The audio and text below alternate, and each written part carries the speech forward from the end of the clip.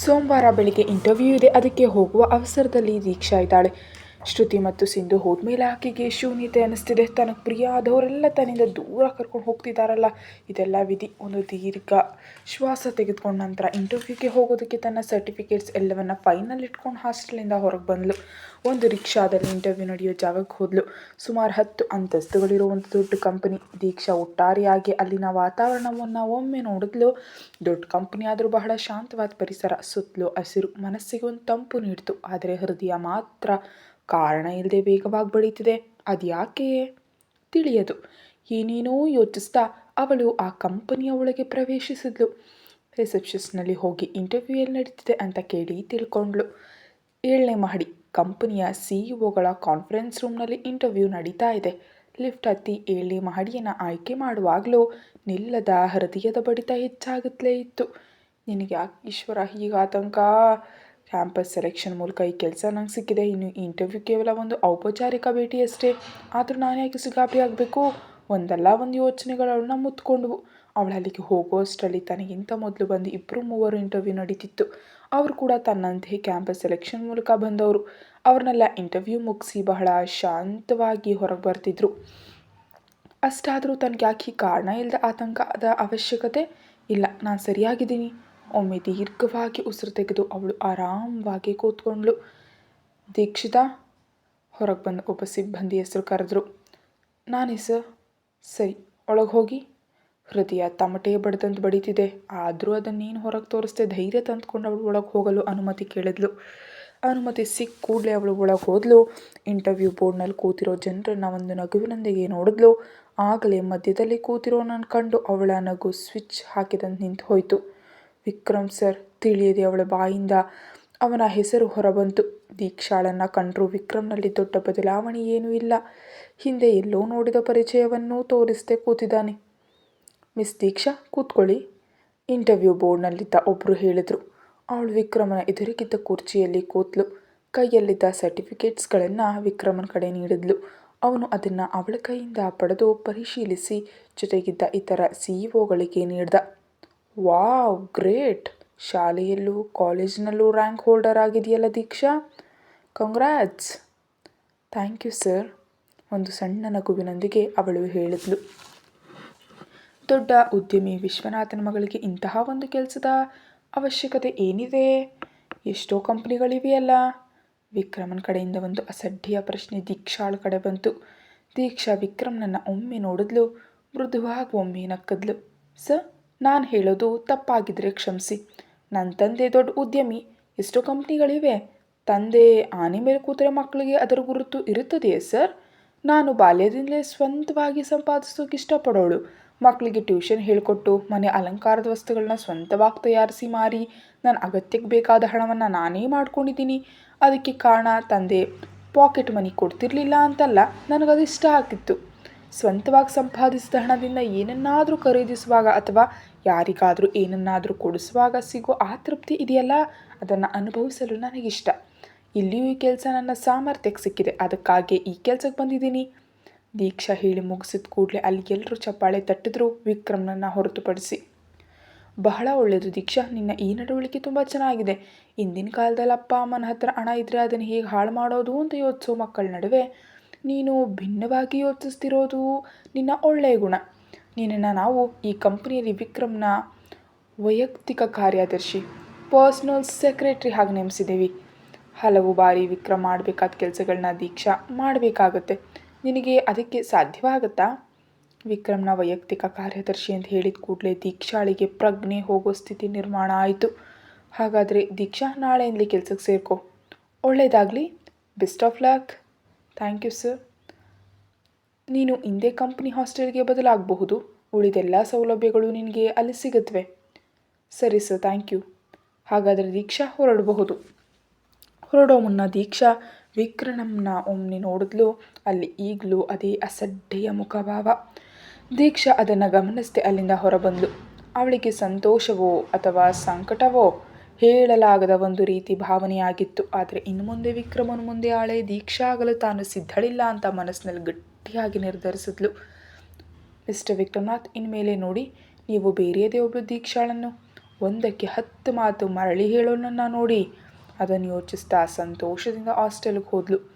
ಅಲ್ಲಿಂದ ತನ್ನ ಸಾಮಾನುಗಳನ್ನೆಲ್ಲ ಪ್ಯಾಕ್ ಮಾಡಿ ಮತ್ತೆ ಕಂಪನಿಯ ಹೊಸ ಹಾಸ್ಟೆಲ್ಗೆ ಬಂದಳು. ಅಲ್ಲಿಗೆ ತಲುಪಿದ ಮೇಲೆ ರೂಮಿಗೆ ಹೋಗಿ ಸ್ನಾನ ಮಾಡಿ ಫ್ರೆಶ್ ಆಗಿ ಫೋನ್ ತೆಗೆದುಕೊಂಡು ಶ್ರುತಿಯನ್ನು ಮಾತಾಡ್ಸೋದಕ್ಕಾದ್ಲು. ಅಲ್ಲಿ ನಡೆದ ಪ್ರತಿಯೊಂದು ವಿಷಯವನ್ನು ಬಿಡದಂತೆ ವಿವರಿಸಿದ್ಲು. ಎಲ್ಲವನ್ನು ಕೇಳಿದ ಮೇಲೆ ಶ್ರುತಿ ತುಂಬ ಸಂತೋಷಪಟ್ಲು. ದೀಕ್ಷಾ ಜೊತೆ ಮಾತಾಡಿದ ನಂತರ ಅವಳು ಮನೆಗೆ ಫೋನ್ ಮಾಡಿದ್ಲು. ವಿಕ್ರಮ್ನಾಥನೇ ದೀಕ್ಷಾ ಇರೋ ಕಂಪನಿ CEO ಅಂತ ತಿಳಿದ ಕೂಡಲೇ ವಿಶ್ವನಾಥನಿಗೆ ಕೋಪ ಬಂತು. ದೀಕ್ಷಾಳಿಗೆ ಕೆಲಸಕ್ಕೆ ಹೋಗಬೇಡ ಅಂತ ಮೊದಲು ಹೇಳಿದರು. ಆಮೇಲೆ ದೀಕ್ಷಾಳ ಸಂಕಟ ಕಂಡು ಮನಸ್ಸಿಲ್ಲದ ಮನಸ್ಸಿನಿಂದ ಒಪ್ಕೊಂಡ್ರು. ಆದರೆ ವಿಕ್ರಮ್ನಿಂದ ಯಾವುದಾದ್ರೂ ಕೆಟ್ಟ ನಡವಳಿಕೆ ಕಂಡು ಬಂದರೆ ಆ ಕ್ಷಣವೇ ಕೆಲಸ ಬಿಡಬೇಕು ಅಂತ ಷರತ್ತು ಹಾಕಿದ್ರು. ದೀಕ್ಷಾ ಅದನ್ನೆಲ್ಲ ಒಪ್ಕೊಂಡ್ಳು. ಎಲ್ಲವೂ ಮುಗಿದ ಮೇಲೆ ಏನನ್ನೋ ನಿರ್ಧರಿಸ್ಕೊಂಡವಳಂತೆ ಆ ರಾತ್ರಿ ನಿದ್ದೆಗೆ ಜಾರದ್ಲು. ಮರುದಿನದ ಪ್ರಭಾವ ಎಂದಿಗಿಂತಲೂ ಹೆಚ್ಚು ಉತ್ಸಾಹ ದೀಕ್ಷಾಳಿಗಿತ್ತು. ಇಂದಿನಿಂದ ವಿಕ್ರಮ್ನಾಥನ ವೈಯಕ್ತಿಕ ಕಾರ್ಯದರ್ಶಿಯಾಗಿ ಅಧಿಕಾರ ವಹಿಸ್ಕೊಳ್ತಿದ್ದಾಳೆ. ಏನೇ ಆಗಲಿ ಅವನು ನನ್ನ ಸ್ವಲ್ಪ ಕಷ್ಟಕ್ಕಂತೂ ಹಾಕ್ತಾನೆ, ಆಗ ಗಟ್ಟಿಯಾಗಿ ನಿಲ್ಲಲು ನಾನು ನಿರ್ಧರಿಸಿದ್ದೀನಿ. ಇಂದಿನಿಂದ ನಾನು ಒಬ್ಬ ಬೇರೆಯದೇ ದೀಕ್ಷಾ ಆಗಿ ನಿಮ್ಮ ಮುಂದೆ ಇರ್ತೀನಿ ಅಂತ ಹೇಳಿ ಅವಳು ತನ್ನ ಕಬೋರ್ಡ್ನಿಂದ ಒಂದು ನೇರಳೆ ಬಣ್ಣದ ಸೀರೆಯನ್ನು ತೆಗೆದುಕೊಂಡು ತಯಾರಾಗೋದಕ್ಕೆ ಹೋದ್ಲು. ಕಚೇರಿಗೆ ತಲುಪಿ ಬೇಗನೆ ಪಂಚ್ ಮಾಡಿ ಒಳಗೆ ಹೋದ್ಲು. ಅಲ್ಲಿ ಅವಳನ್ನ ಸ್ವಾಗತಿಸಲು ತುಂಬ ಜನರಿದ್ದರು. ದೀಕ್ಷಾ ಎಲ್ರಿಗೂ ಪ್ರೀತಿ ನಗು ನೀಡಿದ್ಲು. ಅವರು ಕೂಡ ಅವಳನ್ನು ಸಂತೋಷದಿಂದ ಬರಮಾಡಿಕೊಂಡ್ರು. ಹಾಯ್ ದೀಕ್ಷಾ, ನಾನು ಪೂರ್ಣಿ ಅಂತ ಕರೀತಾರೆ. ಇದು ಅಶ್ವಿನ್, ಇದು ಮೇಘ, ಇದು ಕಿಶೋರ್, ಇದು ಅಜಯ್. ನಾವೆಲ್ಲರೂ ಆ ಹಿಟ್ಲರ್ನ ಪ್ರಾಜೆಕ್ಟ್ ಮಿಷನ್ನಲ್ಲಿದ್ದೀವಿ. ಹಿಟ್ಲರ್? ದೀಕ್ಷಾ ಆಶ್ಚರ್ಯದಿಂದ ಕೇಳಿದ್ಲು. ಅಯ್ಯೋ, ನೀನಿಂದು ಯಾರು ಕಾರ್ಯದರ್ಶಿಯಾಗಲು ಬಂದಿದೆಯೋ ಅವನೇ ಆ ಹಿಟ್ಲರ್. ಅಂದರೆ ನಮ್ಮ ಬಾಸ್ ವಿಕ್ರಮ್ ಸರ್ರಾ? ಹೌದು ದೀಕ್ಷಾ, ಅವರು ತುಂಬ ಸ್ಟ್ರಿಕ್ಟ್ ವ್ಯಕ್ತಿ. ಉದ್ಯಮದಲ್ಲಿ ಅವರು ಒಂದು ಸಿಂಹ ಅಂತ ನಿನಗೆ ಗೊತ್ತು. ಹಾಗೆ ಕೆಲಸದಲ್ಲಿ ಏನಾದರೂ ಲೋಪ ಆದರೆ ಅವ್ರು ಕಚ್ಚಿ ತಿಂತಾರೆ. ಅನುಭವದಿಂದ ಹೇಳ್ತಿದ್ದೀವಿ. ಅವ್ರ ಕಾರ್ಯದರ್ಶಿಯಾಗಿ ಬಂದವರೆಲ್ಲ 1 ತಿಂಗಳು ಮುಗಿಯೋ ಮುನ್ನವೇ ರಾಜೀನಾಮೆ ಕೊಟ್ಟು ಹೋಗೋದು ವಾಡಿಕೆ. ಆಮೇಲೆ ಇದು ಮೊದಲ ಬಾರಿ ವಿಕ್ರಮ್ ಸರ್ಗೆ ಒಬ್ಬಳು ಹೆಣ್ಣು ಕಾರ್ಯದರ್ಶಿ ಬಂದಿರೋದು. ಅವರ ಸ್ವಭಾವ ನೋಡಿದ್ರೆ ನಿನ್ನ ಗೋಡೆಗೆ ನೇತು ಹಾಕದಿದ್ರೆ ಸಾಕು. ಒಳ್ಳೆ ಸಂಬಳ ಮತ್ತು ಭತ್ಯೆಗಳೆಲ್ಲ ಇವೆ, ಆದರೆ ಕತ್ತೆಗಳಂತೆ ದುಡಿಸಿ ಸಾಯಿಸ್ತಾರೆ ಆ ಹುಲಿ. ಆದರೆ ಅವರಿಂದ ಇರೋ ಒಂದು ಲಾಭ ಏನು ಅಂದರೆ ಆಗ ಕೆಲಸಗಾರರಿಗೆ ಒಂದೊಂದು ಪಾರ್ಟಿ ಕೊಡಿಸಿ ಹೊಟ್ಟೆ ತುಂಬ ಊಟ ಮಾಡೋದಕ್ಕೆ ಅವಕಾಶ ಮಾಡಿಕೊಡ್ತಾರೆ. ಅವರು ತುಂಬ ಭಯಾನಕ ವ್ಯಕ್ತಿ ದೀಕ್ಷಾ, ಹುಷಾರಾಗಿರು, ಇಲ್ದಿದ್ರೆ ನಿನ್ನ ವಿಷಯದಲ್ಲೂ ಬೇಗ ನಿರ್ಧಾರ ಆಗ್ಬಿಡತ್ತೆ. ಅಲ್ಲ, ಇಷ್ಟೆಲ್ಲ ಹೇಳಿದ್ರು ನಿನಗೆ ಯಾಕೇನು ಅನ್ನಿಸ್ತಿಲ್ಲ? ಈ ಸಮಯದಲ್ಲಿ ದೀಕ್ಷಾ ಮನಸ್ಸಿನಲ್ಲಿ ಯೋಚಿಸ್ತಿದ್ದಾಳೆ. ವಿಕ್ರಮ ಈ ದೀಕ್ಷಾಳಿಗೆ ತಿಳಿದಷ್ಟು ನಿಮ್ಗೆ ಯಾರಿಗೂ ತಿಳಿಯೋದು. ಆದ್ದರಿಂದ ಅವಳು ತಲೆ ಕೆಡಿಸ್ಕೊಳ್ಳಿಲ್ಲ. ಅವಳು ಮರುದಿನವೇ ಅವನಿಗೆ ವಿಚ್ಛೇದನ ಕೊಡ್ತಾಳೆ. ಅಷ್ಟೊಂದು ಬೇಸರದ ಸ್ವಭಾವ ಆ ಕಳ್ಳಂದು. ನನ್ನ ಪೂರ್ಣಿ, ನನಗೇನಾದರೂ ಒಂದು ಲಾಟ್ರಿ ಹೊಡೆದಿದ್ರೆ ನಾನು ಸಿನಿಮಾದಲ್ಲಿ ಇನ್ನೋಸೆಂಟ್ ಅವ್ರಿಗೆ ಹೇಳೋ ಹಾಗೆ 4 ಮಾತು ಹೇಳಿ ಹೋಗ್ಬಿಡ್ತಿದ್ದೆ. ಆಹಾ, ಎಂಥ ಸುಂದರವಾದ ನಡೆಯೋದು ಕನಸು ನನ್ನ ಕಿಶೋರಣ್ಣ. ಹೀಗೆ ಎಲ್ಲರೂ ವಿಕ್ರಮನ ಬಗ್ಗೆ ಮಾತಾಡ್ತಿದ್ರೆ ನಮ್ಮ ದೀಕ್ಷಾ ಸುಮ್ಮನೆ ಕೂತಿದ್ಲು. ಹೋ, ಆದರೂ ನೀವೆಲ್ಲ ಬಹಳ ಸುಂದರವಾದ ಜನರು ಅಂತ ನನಗೀಗ ಅರ್ಥ ಆಯಿತು. ಅದೇಕೆ ದೀಕ್ಷಾ? ಅಲ್ಲ, ವಿಕ್ರಮ್ ಸರ್ ಅವರ ಸಂಬಳವನ್ನು ಪಡೆದು ಅವರನ್ನೇ ಕೂತ್ಕೊಂಡು ಬೈತಿರೋ ನಿಮ್ಮನ್ನು ಮತ್ತೇನಂತ ಕರಿಬೇಕು? Beautiful people's. ಓ, ನಮಗೆ ಅದರ ಅಹಂಕಾರ ಏನೂ ಇಲ್ಲ ಅಲ್ವಾ? ಹೌದೌದು. ಅವರು ಹೀಗೆ ಮಾತಾಡ್ತಾ ಇರುವಾಗಲೇ ಇಲ್ಲೇನು ನಡೀತಿದೆ? What's going on here? ವಿಕ್ರಮನ ಒರಟು ಧ್ವನಿ ಕೇಳಿದ ಕೂಡಲೇ ಎಲ್ಲರೂ ಸುಮ್ಮನಾದರು. ದೀಕ್ಷಾ, ನನ್ನ ಕ್ಯಾಬಿನ್ಗೆ ಬಾ ಅಷ್ಟು ಹೇಳಿ ಗಾಳಿಯಂತೆ ಅವನ ಕ್ಯಾಬಿನ್ ಒಳಗೆ ಹೋದ. ಹಾಗಾದರೆ ನಾನು ಹೋಗ್ತೀನಿ, ಅವನು ನನ್ನ ಕೊಲ್ಲದಿದ್ದರೆ ಮತ್ತೆ ಸಿಗೋಣ ಗೆಳ್ರಿ ಅಷ್ಟು ಹೇಳಿ ದೀಕ್ಷಾ ವಿಕ್ರಮನ ಕ್ಯಾಬಿನ್ ಕಡೆ ನಡೆದ್ಲು. ಅವಳು ಹೋಗೋದನ್ನು ನೋಡಿ ಅವರೆಲ್ಲರೂ ಒಟ್ಟಾಗಿ ರಾಗವಾಗಿ ಹೇಳಿದ್ರು, ಕೊನೆಯ ಪ್ರಯಾಣಕ್ಕೆಂದು ಪ್ರಿಯ ಜನರೇ, ನಾನು ಹೋಗ್ತಿದ್ದೀನಿ. ಅದನ್ನು ಕೇಳಿ ದೀಕ್ಷಾ ಒಮ್ಮೆ ತಿರುಗಿ ಎಲ್ಲರನ್ನ ನೋಡಿ ಒಂದು ಸಣ್ಣ ನಗು ಕೊಟ್ಟಳು. ಅದನ್ನು ಕಂಡವರಿಗೆ ನಮಗಿದು ಯಾತಕ್ಕೆ ಬೇಕಿತ್ತು ಅನ್ನೋ ಭಾವ ಮೂಡ್ತು. ದೀಕ್ಷಾ ವಿಕ್ರಮ್ನ ಕ್ಯಾಬಿನ್ ಮುಂದೆ ಬಂದು ಒಂದು ಕ್ಷಣ ನಿಂತಳು.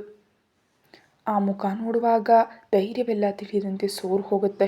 ಆದರೆ ಹಾಗಿರಬಾರ್ದು. ಇನ್ನು ವಿಕ್ರಮ್ ಮುಂದೆ ದೀಕ್ಷಾ ತಲೆಬಾಗಬಾರ್ದು. ಏನೇ ಬಂದರೂ ಎದುರಿಸಬೇಕು. ಒಂದು ದೀರ್ಘ ಉಸಿರು ತೆಗೆದು ಅವಳು ಅನುಮತಿ ಕೇಳಿ ಒಳಗೆ ಹೋದ್ಲು. ಲ್ಯಾಪ್ಟಾಪ್ನಲ್ಲಿ ಏನೋ ಮಾಡ್ತಿದ್ದ ವಿಕ್ರಮ್ ದೀಕ್ಷಾಳನ್ನು ಕಂಡು ಕೂಡಲೇ ಅವಳನ್ನ ತೀಕ್ಷ್ಣವಾಗಿ ನೋಡ್ದ.